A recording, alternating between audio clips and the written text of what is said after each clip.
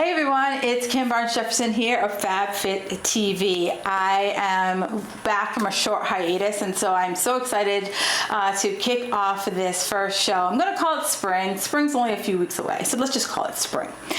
So I am a personal trainer, lifestyle expert, and a master coach. And my goal through this TV show is to really help you bring down some information, some resources. I know that there's so much information out there around health, fitness, food, and I just want to try to distill that down to make it so simple and easy for you to understand and actually take action in your life.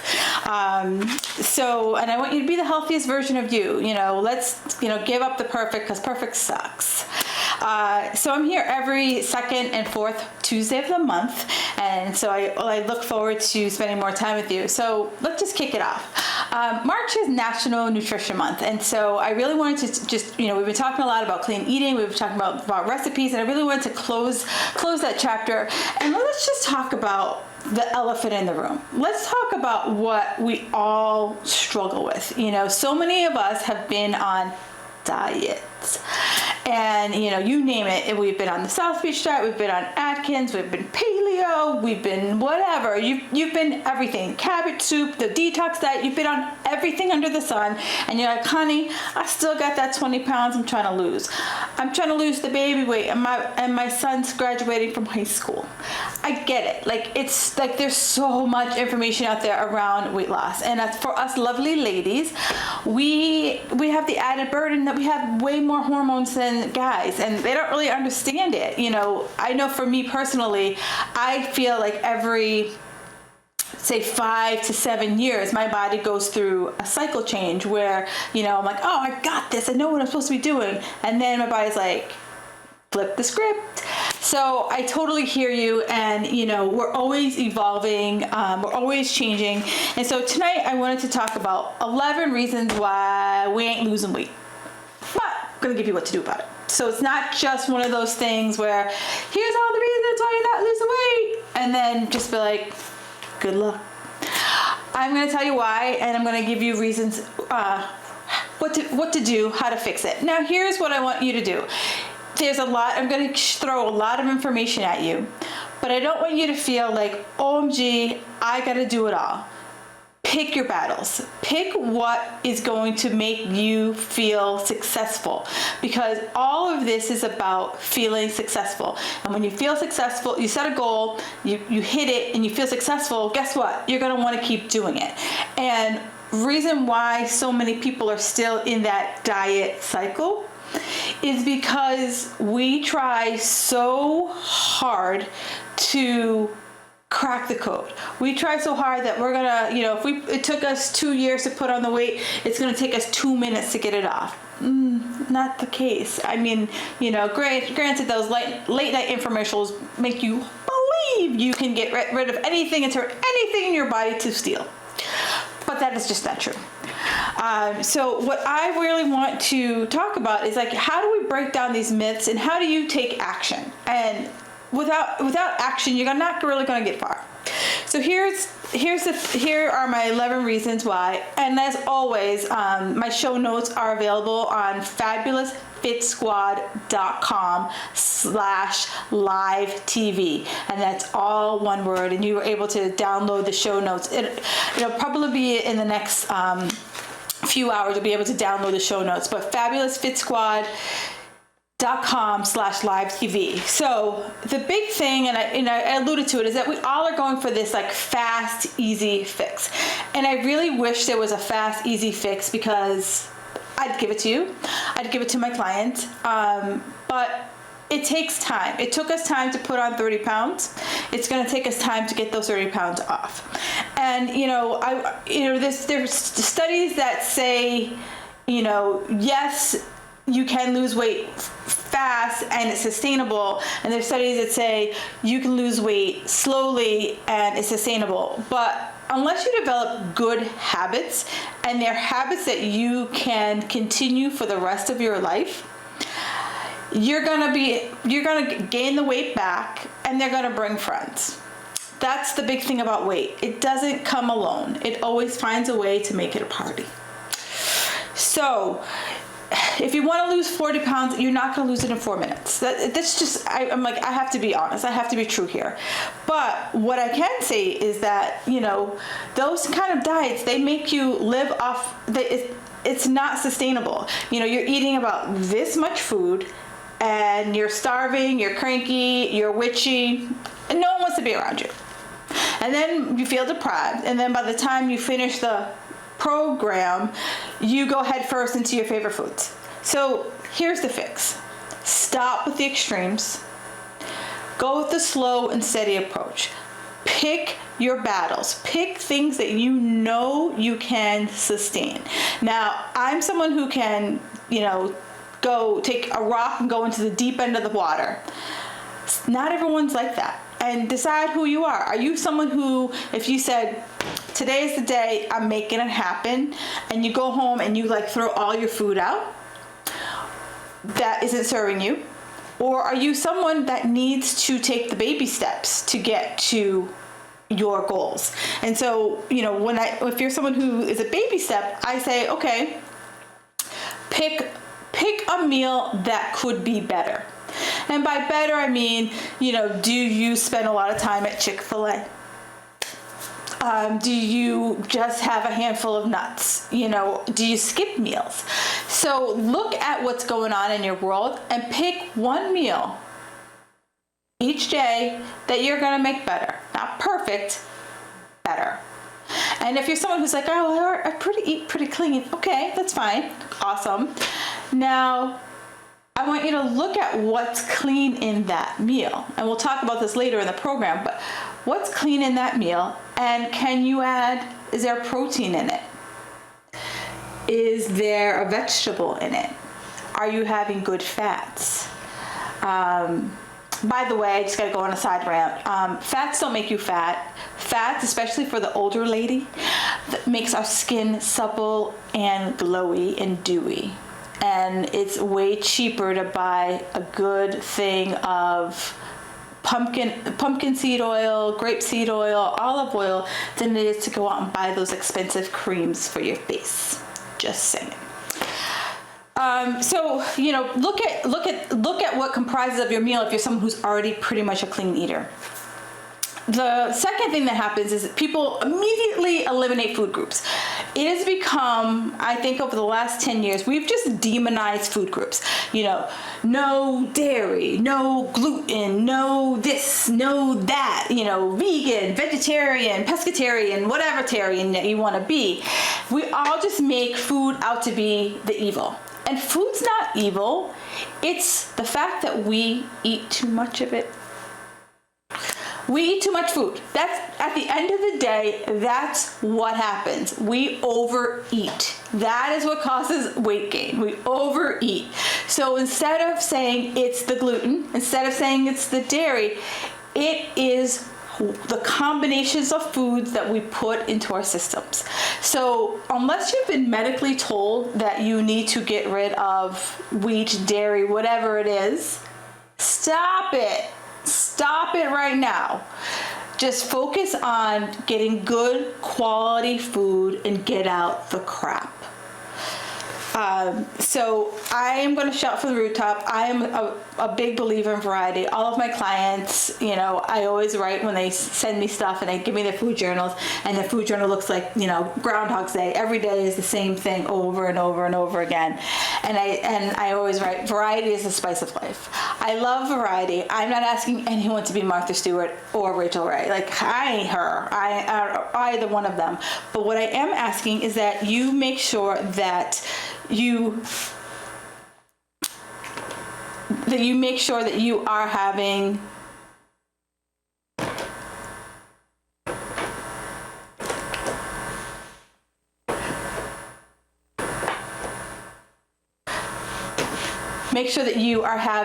your little technical glitch there, but it's fine.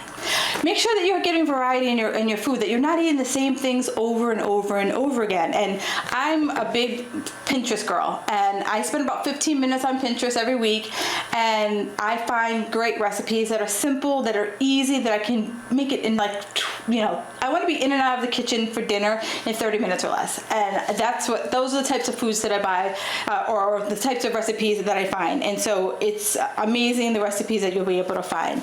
The other thing that, I find a lot of people aren't losing the weight is how they exercise. And us ladies, we are the first person to go to a piece of cardio machines. We'll do cardio until the cows come home. And we like cardio because we see the little calorie count on the machine, we get sweaty, we get breathless, and we feel like, oh my God, just have the most amazing workout. But what I want you to think about cardio is, if once you get off the machine, my fat burning, my calorie burning, done. But if I were to lift weights, I can get calorie fat burning going for, studies say, up to about 36 hours. 3 days, girls. 3 days, my friends. And so what that means is lifting heavy weights. And so many women, still to this day, I still can't believe this myth is still out there. And whoever started it, I'm going to find you. You can't bulk up. You're not going to look like a dude if you lift heavy weights. We just don't have the testosterone in our system. And if you do have the testosterone in your system, you're going to have other symptoms like a mustache, something else that's going to show that you have excess testosterone other than getting bulky. Like, if most people want to get smaller, and in order to get smaller, I got to build that muscle mass, okay? So that myth's done. So, if I'm pressed for time and I either have to choose cardio or I have to choose weights, I'm going to do weights training all day, every day. And if you're someone who goes to classes, start going to those classes that have weight training in them. If you can find a class that does, a combination of both, awesome. But really focus on the classes that are give you weight training within the class as well. I talk about food, and I talk about people who overeat, but people also undereat. And if you're someone who is very active, I have several friends who go to the gym a little too much, and they really can't eat enough for the activity level that they are trying to sustain. So for them, they're undereaters. But then I also have people who think, I got to exercise more and I got to drop my calories in order for me to lose weight. And the best analogy I ever heard about this, and it's awesome, is that if you think about your weight as a seesaw, we've all been on a seesaw when we were kids, and there's always a kid who's like 3 times heavier than you, gets on, and you're like this. And so imagine this is what food. And so we're like, I'm just gonna work my tail off, and I'm gonna eventually get this scale to be even. But this kid's always gonna be heavier than you. You're always gonna be chasing this kid. So if you think of this as your food and this is your exercise, trying to get it to be balanced, it's not gonna work. You're gonna lose all the time. What I'm talking about today is trying to find this balance between your food and your exercise so that you're not overeating the right things or the wrong things and trying to kill it with exercise. One of my biggest pet peeves is when I see, hey, if you eat a brownie, you need to do 5 zillion burpees. Like, that makes me like cuckoo for Cocoa Puffs. I just lose it when I see those things. You can't outrun a bad diet. I don't care who you are, unless you have amazing genetics, you need to make sure that you're eating the right stuff. I'm not saying you can never have a brownie, but if you plan on having a brownie and then doing 5 zillion burpees to burn it off, it's just not gonna work. Just saying. So keep a food journal. Success leaves clues. So as you food journal, I want you to be able to start to understand what's happening in your body. When you eat a carb, how do you feel? When you eat dairy, how do you feel? When you don't eat enough protein, how do you feel? When you eat a fibrous vegetable versus a non-fibrous vegetable, how do you feel? And with a food journal, it's very telling. And if you're working with someone, working with a coach, I encourage all of my clients to do it. And it helps me to be able to say, oh, this is where you're falling down. I see that at 5 o'clock, you completely miss your meal, and then you're not eating again till 9 o'clock at night. So no wonder you're starving. So it's like little things like that they're able to tell. And a good client of mine, Christy, she's been logging for almost a year, and it really helped her crystallize where she's been going down a rabbit hole with her food.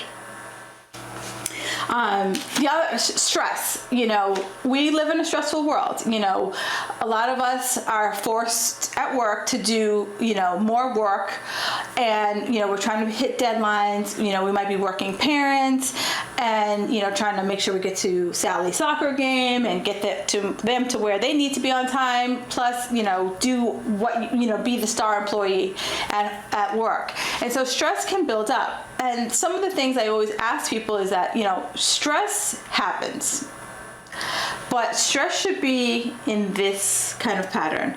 You have a stressful moment and then it dissipates. You have a stressful moment, then it dissipates. It's when stress is pin high over and over and over again that we're pressing on the doorbell of our nervous system. We're constantly shooting cortisol into our system, and our brain isn't that developed. It doesn't know that you're stressed about a deadline or stressed because you're late versus there's a saber-toothed tiger chasing you. And when it thinks that, it's going to push out adrenaline because it thinks you're going to need this fight or flight kind of thing. And if you're never fighting, you're never sprinting from that saber-toothed tiger, that cortisol is just roaming around your system. And for us ladies, it likes to hang in our midsection like a nice spare tire. So a lot of you, when I see a lot of clients and I take pictures, I see inflammation around their stomachs, I ask 2 questions. I'm like, how are you handling stress? And when I hear people go, oh, that's just my life. No, your life doesn't have to be stressful all the time. Now, let me put an asterisk. I realize there are people who have jobs like your doctors, your nurses, your police, your firemen, you're in the military, that you are on high alert all the time. That's a very different kind of stress. I'm talking about the stress that you are always feeling pressure. You're always feeling like you need more, this, that. You're just stressed out. And people know who I'm talking about. And I want you to say, are there things that you can take off your plate? Are there things that can help you reduce the stress in your life? What can you do so you don't feel so like all the time?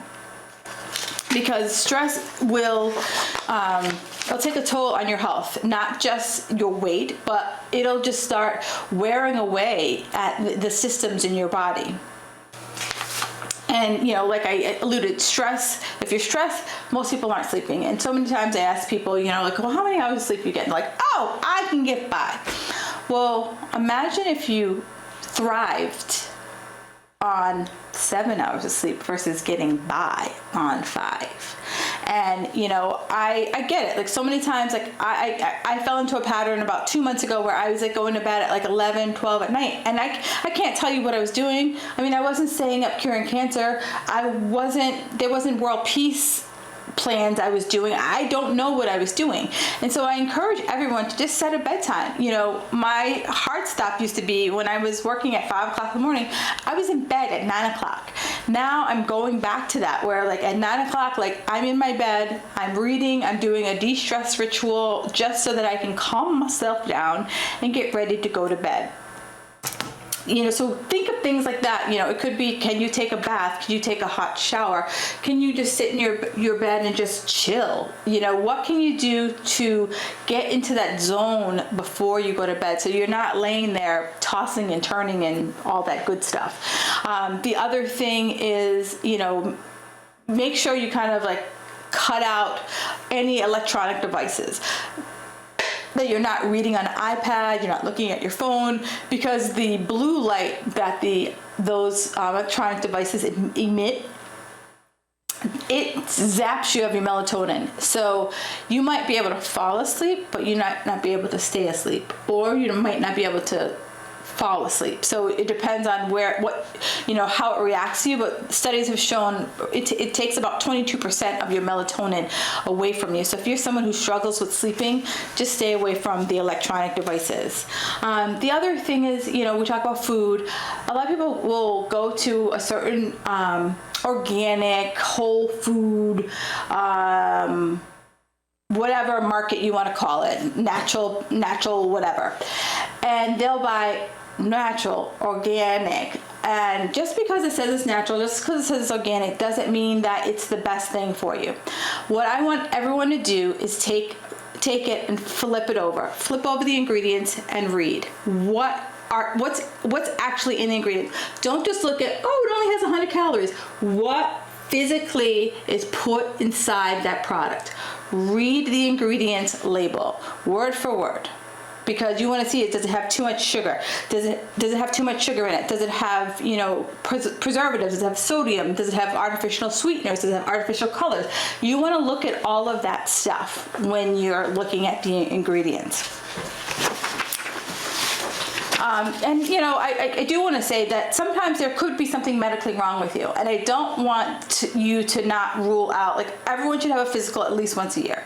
And if you feel that you've put on significant weight in a short period of time, have a conversation with your doctor and see if there is something medically wrong with you. The other thing I encourage everyone to do is, if you feel that there's something wrong with you and your doctor kind of blows you off, get a second opinion.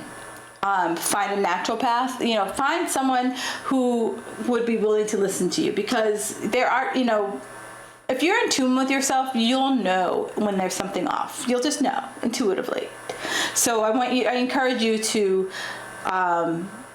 be your own advocate when it comes to your health. The other thing that happens is, we as women, we're emotional. And there are times of the month that we might want to eat a little bit more, or there's times that we just want to avoid feeling something. So we'll turn to food as a way to kind of stuff down our feelings, as a way to kind of calm ourselves, as a way to reward ourselves. And, that could, start turning into habits and patterns that could contribute to adding weight to it. The last thing I want to talk about is, drinking your calories. It's really simple and easy for us to head down to the local coffee shop and have the mocha lattacino, and it's like, it's heaven in a glass. But we got to think about that heaven in a glass. How many calories are in that glass? Because sometimes you're drinking about 3 or 4 meals in that glass. The other thing are the new green juices. Pay attention to those. Some of those good for you juices have about 400 to 500 calories. So pay attention to see what's inside, what's an actual serving size, and make sure you're sticking to that. So like I said, all of this information is available for you on my website, fabulousfitsquad.com/live-TV. Our 20 minutes together, it's so fast. And so I really wanted to thank you guys so much for, taking the time to watch me live or watching me on the replay.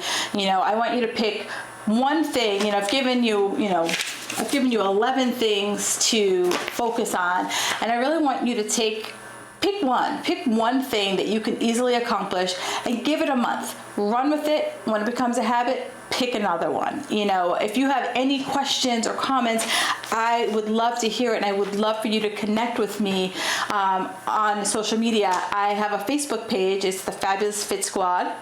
And I'm also on Instagram, same thing, Fabulous Fit Squad. So I'd love to hear any of the challenges that you might be facing, or anything that you might be going through, or any topics that you would love for me to have on the show. I will be back again on Tuesday, March 22nd at 6 6:30 p.m. Eastern Standard Time. And I will be talking to my good friend Meredith Mills from Nourish. And we're going to be talking about self-care. We're going to be talking about how do we take time out for ourselves so that we're not stressed, so that we can help ourselves sleep. She is going to give us a bunch of simple, easy self-care tips that we could do at home ourselves.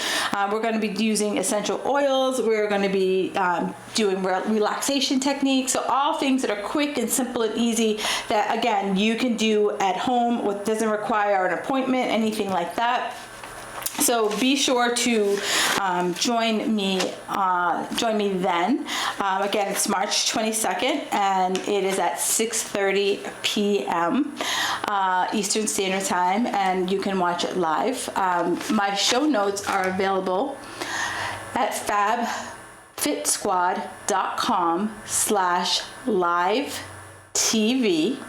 And on there, you'll be able to get this week's show notes as well as the last few shows that I've had. You've been able to get their show notes there as well. So it's been an amazing time with you guys, and I really appreciate everyone who watches live. And I love that I've been getting a few emails. We're getting some posts on my Facebook wall, and it's really nice to know that people other than my parents are watching the show. So I thank you guys so much for tuning in live and taking the time to listen. And my goal is that you become the best version of you. You become the fittest and most fabulous person that you could possibly be. And like I say every week, give up the perfectionism. Perfectionism sucks. And, just be the best you. Thank you so much again for watching, and have an amazing week.